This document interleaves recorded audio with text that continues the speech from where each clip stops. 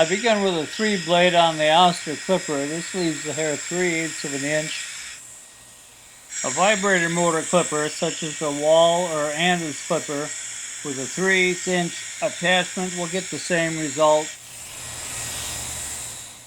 Notice how I use my comb here. I'm lifting that long back hair up so I can see my clipper cutting, and it also helps the clipper move up through the hair. This cutting on the back has my clipper in contact with the scalp for about 1.5 inches. Then I lift the clipper away from the scalp as I continue clipping up another couple inches. The sides have a shorter hair growing surface than the back hair, so now my on the scalp clipping is about 1 inch or less, but I continue clipping up a couple of more inches as I lift the clipper away from the scalp.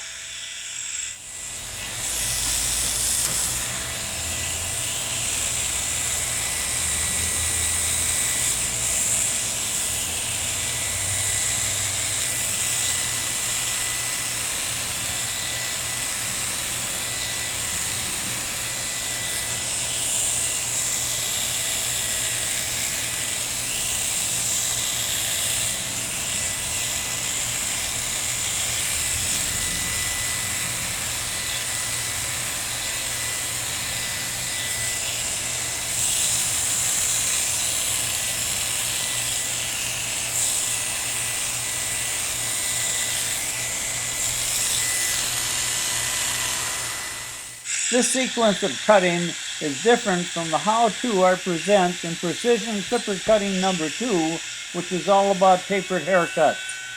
In that DVD, I tell beginners if they have 1 inch or more to cut off, to use scissors and comb to cut the top and upper half of the sides and back first before any clipper cutting.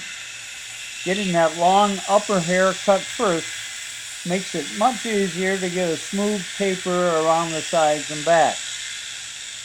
That approach takes a little more time, but it works for beginners.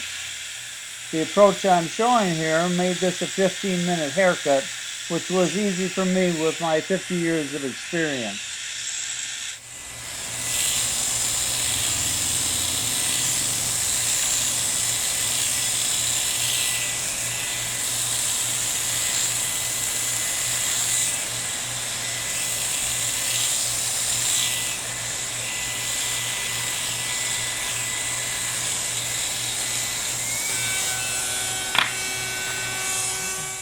Now I switch to a 1.5 blade for my over-the-comb cutting.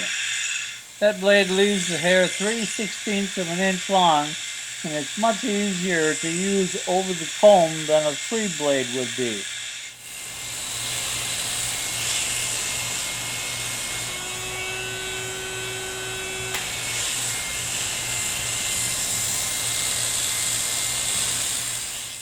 When tapering side and back hair with the clipper over comb cutting method, the tips of the comb's teeth are always positioned farther from the scalp than the comb's back bar. Also, you need to position the comb so it's a continuation of the tapering done earlier around the lower sides and back.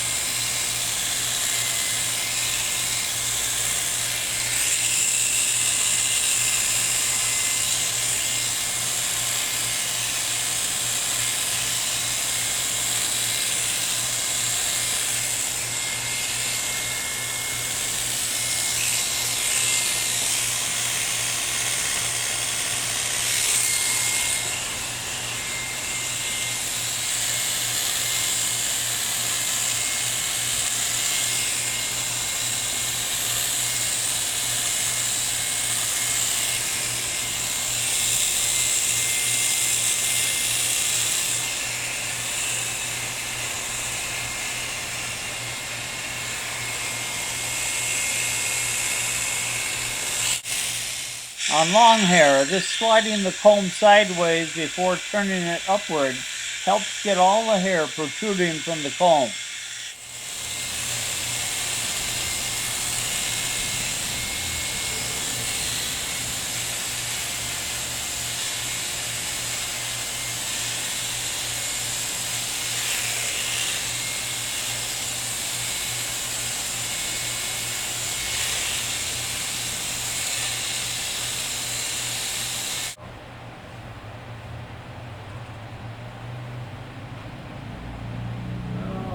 Cut the top to about 2.5 inches. Sound reasonable? We'll give it a shot. I think I might want it shorter. Okay. 2 inches? Try that and see how it works. I make my length recommendation based on his medium textured hair, which is quite straight. Also, knowing that he likes to comb it back on top. However, he knows what's best for his hair, so 2 inches of length up there is what we do.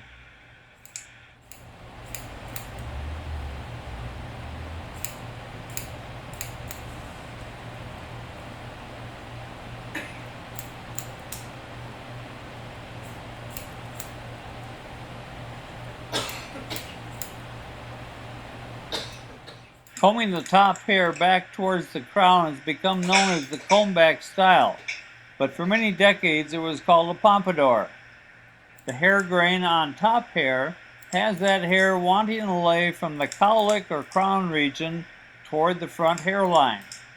Straight hair usually can't lay well toward the back unless it's fine hair that bends easily.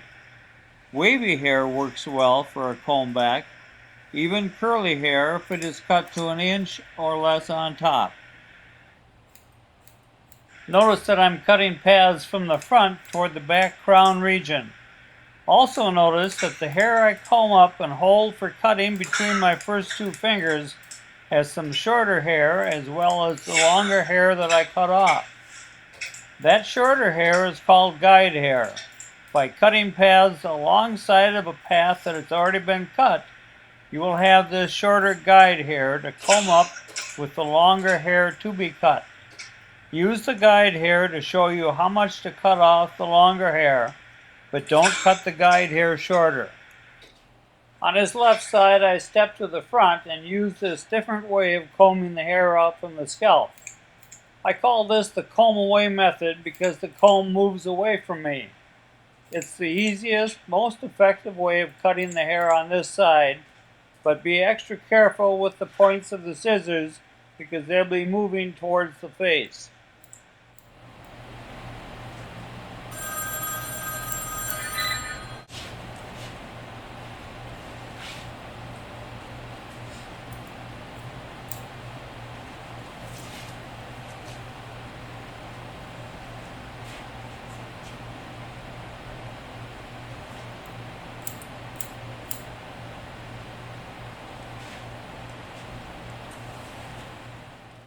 Now I switch to my Oster finisher clipper for edge line trimming and cutting off any stray hairs. A Wall or Andis clipper with the blade set to the shortest cutting position also works for this trimming, but this clipper cuts a little shorter and its smaller size makes it easier to handle around the ears.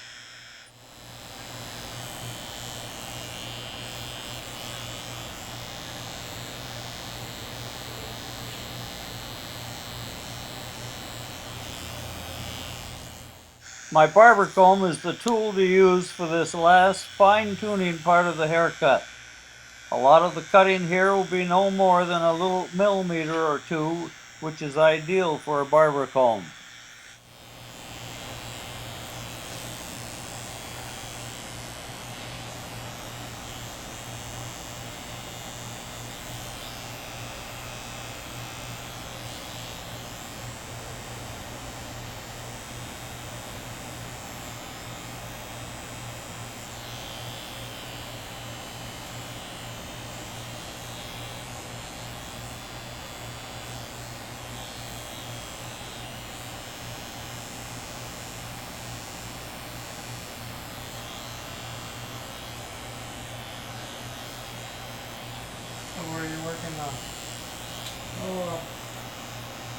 started working at a cute little lunch.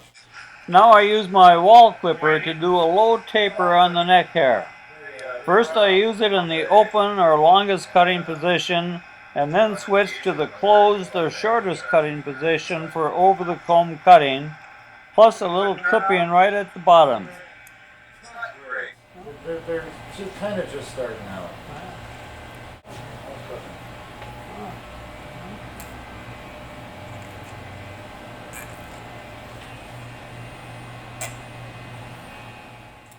You may have noticed that combs, besides holding the hair out from the scalp for cutting, also have the important function of brushing cut hairs away from where you're doing your cutting. Run the comb through there. See how it feels. Sick. It looks pretty good. Oh yeah. That looks good.